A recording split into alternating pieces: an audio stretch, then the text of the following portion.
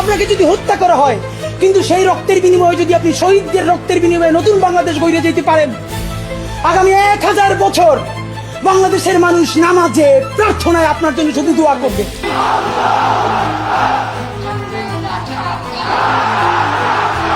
শরীফ ওসমান হাদি ভাই হত্যার বিচার চাই। স্বাধীনতা সার্বভৌমত্ব রক্ষার্থে শরীফ ওসমান হাদি ভাইয়ের হত্যার বিচার করতেই হবে। We want justice, justice for Hadi ভাই। ইনকিলাব জিন্দাবাদ।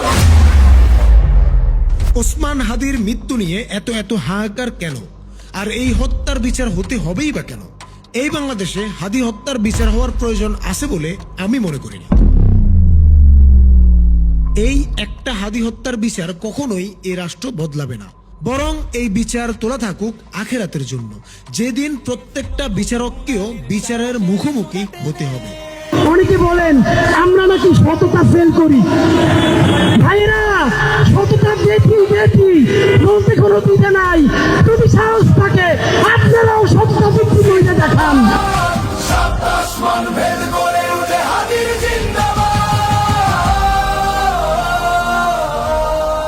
আমি শুরু করছি এমপি দিয়ে, আমি তো একদিন জাতিসংঘের মহাসচিব হইতে চাই। তবে আজ আমরা খুঁজে বের করার চেষ্টা করব গতানুগতিক রাজনৈতিক দলগুলোর চিন্তা ভাবনার সঙ্গে ওসমান হাদির ভাবনার পার্থক্য ঠিক কোথায় ছিল, এবং হাদিকে খুন করার পেছনে মিডিয়ার ভূমিকা আসলে কি ছিল। হাদিকে নিয়ে বড় বড় রাজনৈতিক দল থেকে শুরু করে রাজনৈতিক ব্যক্তিত্বরা মনে করেন ওসমান হাদি চেয়েছিলেন বাংলাদেশের মানুষের গণতন্ত্র প্রতিষ্ঠা হোক, মানুষ তাদের গণতান্ত্রিক অধিকার ফিরে পাক এবং অর্থনৈতিক অধিকার নিশ্চিত হোক। এটি মূলত একটি লিবারাল ডেমোক্রেটিক ট্রেন্ড। নির্বাচন, ভোটাধিকার, গণতান্ত্রিক প্রতিষ্ঠা, অর্থনৈতিক সুযোগ, আসলে এই ভাষা বিভিন্ন দলের দীর্ঘদিনের রাজনৈতিক বয়ানের সঙ্গে সামঞ্জস্যপূর্ণ। কিন্তু এখানেই একটি মৌলিক বিষয় পরিষ্কার করা জরুরি। হাদি কখনোই বাংলাদেশের মানুষের গণতন্ত্র প্রতিষ্ঠা হোক এই ধরনের সহজ প্রচলিত স্লোগানের রাজনীতি করেননি। আল্লাহ যতদিন বাঁচায় রাখবে, স্বাধীনতা, সার্বভৌমত্ব, ইনসাফ এবং সততার জন্য লড়াই করব। এই লড়াই আমাদের জিহাদ ইনশাআল্লাহ। হাদি কোনো রাজনীতিবিদ ছিলেন না। তিনি গণতন্ত্রকে কোনো চূড়ান্ত লক্ষ্য হিসেবে দেখেননি, বরং প্রশ্ন তুলেছেন এই গণতন্ত্র কার জন্য, কাদের স্বার্থে এবং কোন কাঠামোর ভেতরে কাজ করছে। এবার আসা যাক ইনকিলাব মঞ্চের ঘোষিত উদ্দেশ্য আসলে কি। 2024 সালের ছাত্র জনতার অভ্যুত্থান দ্বারা অনুপ্রাণিত একটি সাংস্কৃতিক সংগঠন এই ইনকিলাব মঞ্চ, যার লক্ষ্য সব ধরনের আধিপত্যবাদের বিরোধিতা, স্বাধীনতা ও সার্বভৌমত্ব রক্ষা, ইনসাফ ভিত্তিক রাষ্ট্র বিনির্মাণ। এখানে কয়েকটা শব্দ খুবই গুরুত্বপূর্ণ। আধিপত্যবাদ বলতে বোঝানো হয়েছে শুধুমাত্র ইন্ডিয়ার আধিপত্যবাদ নয়, বরং আওয়ামী লীগ, বিএনপি, জামাত, এনসিপি, হিন্দু, মুসলিম, মানে সব ধরনের আধিপত্যবাদের বিরোধিতা করা হয়েছে। শুধু রাষ্ট্রীয় নয়, বরং রাজনৈতিক, অর্থনৈতিক, সাংস্কৃতিক সব ধরনের আধিপত্যবাদের বিপক্ষে অবস্থান নিয়েছিলেন ইনকিলাব মঞ্চ। ইনসাফ বলতে তারা নৈতিক, ন্যায়ভিত্তিক রাষ্ট্র চেয়েছে, শুধুমাত্র নির্বাচন চাননি। আর ইনকিলাব মঞ্চের এই অবস্থানটা একদম বাংলাদেশের গতানুগতিক ক্লাসিক পার্টি পলিটিক্সের বাইরে থেকে নেওয়া একটি অবস্থান, যা দলীয় রাজনীতির বাহিরে দাঁড়িয়ে আধিপত্যবাদ বিরোধী অবস্থান নেওয়া। বাংলাদেশে এটা বরাবরই সবচেয়ে বিপজ্জনক অবস্থানগুলোর একটি। ইতিহাসে দেখা যায় যারা এই জায়গা থেকে কথা বলেছেন তাদের অনেককেই জীবন দিয়ে মূল্য দিতে হয়েছে। যেমনটি শহীদ নূর হোসেন ছিলেন স্বৈরাচারের বিরুদ্ধে রাজপথের প্রতীক, সাংবাদিক সাগর রুনি ছিলেন ক্ষমতার অস্বস্তিকর সত্যের জন্য হুমকি, আবার আবরার ফাহাদ ছিলেন আধিপত্যবাদী রাষ্ট্রচিন্তার বিরুদ্ধে এক স্পষ্ট প্রতিবাদ। তারা প্রত্যেকেই আধিপত্যবাদের জন্য ছিলেন এক একটি বিপজ্জনক অস্ত্র। কিন্তু ওসমান হাদি ছিলেন এই জায়গায় ভিন্ন মাত্রা। ওসমান হাদি কোনো একক স্লোগান, একক প্রতিবাদ বা একক ঘটনার মধ্যে সীমাবদ্ধ ছিলেন না। তিনি ছিলেন একটি সম্পূর্ণ চিন্তাধারা, একটি কাঠামোগত প্রশ্ন, একটি বিকল্প রাষ্ট্রবোধ। এই কারণে তিনি ছিলেন শুধুমাত্র একটি অস্ত্র নন, তিনি ছিলেন পুরো একটি অস্ত্রের গোডাউন।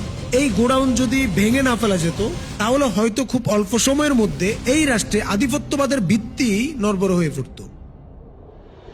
কারণ হাদি কোনো আবেগী বক্তা ছিলেন না, তিনি ছিলেন ধারাবাহিক, যুক্তি নির্ভর এবং সুসংগঠিত।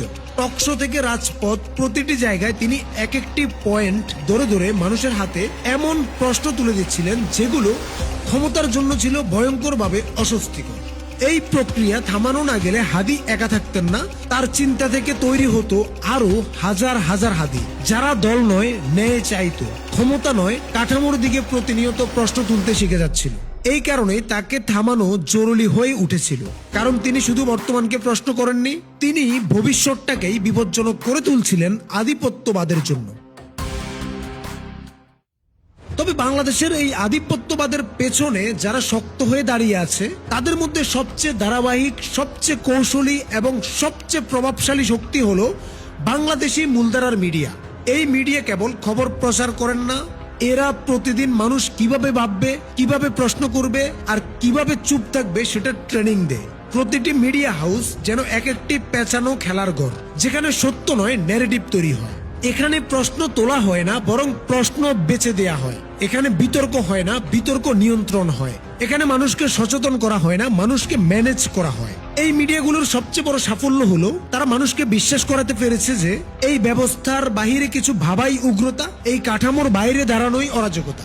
হাদির মতো মানুষরা মিডিয়ার কাছে সব সময় বিপজ্জনক, কারণ হাদি কোনো দলীয় মুখপাত্র ছিলেন না, তিনি কোনো নির্দিষ্ট ক্যাম্পেইনের ভাষায়ও কথা বলতেন না। তিনি প্রশ্ন করতেন এমন জায়গায় যেখানে মিডিয়ার সব সাজানো স্ক্রিপ্ট ভেঙে পড়তো।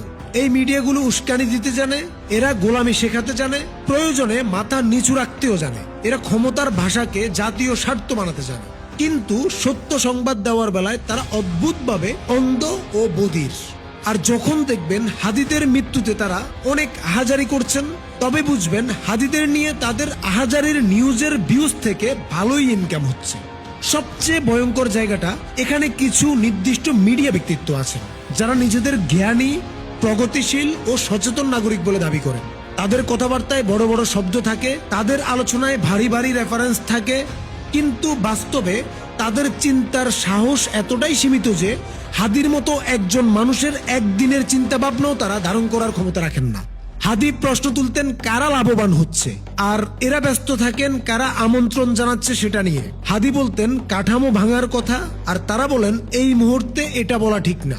এভাবে যুগে যুগে হাদিদের একা করে ফেলা হয়, প্রথমে উপহাস, তারপর অবহেলা, তারপর নীরবতা, আর সব শেষে 16-17 বছরের জন্য এমন হাদিদের শূন্যতা। আর এই শূন্যতাগুলো তৈরি করাই মিডিয়ার সবচেয়ে বড় অবদান। কারণ হাদি মারা গেলে শুধু একজন মানুষ মারা যায় না, মরে যায় হাজারটা সম্ভাব্য হাদি হয়ে ওঠার সুযোগ। তবুও ইতিহাস বলে হাদিরা কখনো শেষ হয় না, কারণ যতদিন এই কাঠামো থাকবে ততদিন কেউ না কেউ আবার প্রশ্ন তুলবেই। সমস্যা হলো প্রতিবারই মিডিয়া প্রস্তুত থাকে সেই প্রশ্নকে প্রথমে বিকৃত করতে, আর প্রয়োজন হলে চিরতরে মুছে ফেলতে। হাদি কখনোই একজন রাজনৈতিক ব্যক্তিত্ব হতে আসেননি। তিনি জানতেন এই দেশে ক্ষমতার কাঠামো নিয়ে সরাসরি প্রশ্ন তুললে শেষ পরিণতি কি হতে পারে। তিনি জানতেন তাকে মেরে ফেলাও হতে পারে। তবুও তিনি চেয়েছিলেন মরে গিয়েও যেন বাংলাদেশের রাজনৈতিক বাস্তবতায় একটা স্থায়ী দাগ রেখে যেতে, এমন একটা প্রশ্ন রেখে যেতে যেটা সহজে মুছে ফেলা যাবে না। রাষ্ট্রবিজ্ঞানের একজন ছাত্র হিসেবে হাদি উঠে এসেছিলেন একটা সুন্দর রাষ্ট্র গঠনের জ্ঞান নিয়ে, স্বপ্ন নিয়ে, আর এই বিশ্বাস নিয়ে যে এই রাষ্ট্রের তথাকথিত অভিজ্ঞ রাজনীতিবিদদেরও রাজনীতি নতুন করে শেখা দরকার। কিন্তু রাষ্ট্র জবাব দেয় জ্ঞান দিয়ে না, রাষ্ট্র জবাব দেয় শক্তি দিয়ে। তার বিনিময়ে রাষ্ট্র হাদিকে দিয়েছে একটি বুলেট, যার ভেতরে চাপা পড়ে গেছে হাদির সেই সমস্ত চিন্তা, যুক্তি আর সম্ভাবনা। হাদি ছিলেন একজন শিক্ষক, শিক্ষকতা ছিল তার পরিচয়ের একটা মাত্র অংশ। তিনি একই সঙ্গে ছিলেন একজন স্ট্যান্ড আপ কমেডিয়ান। তিনি জানতেন মানুষকে শেখাতে হলে আগে হাসাতে হয়, হাসির ভেতর দিয়ে সত্য ঢুকিয়ে দিতে হয়। আর কখনো কখনো সেই সত্য এত গভীর হয় যে মরে গিয়ে কিভাবে কাঁদাতে হয় সেটাও হাদি দেখিয়ে গিয়েছে।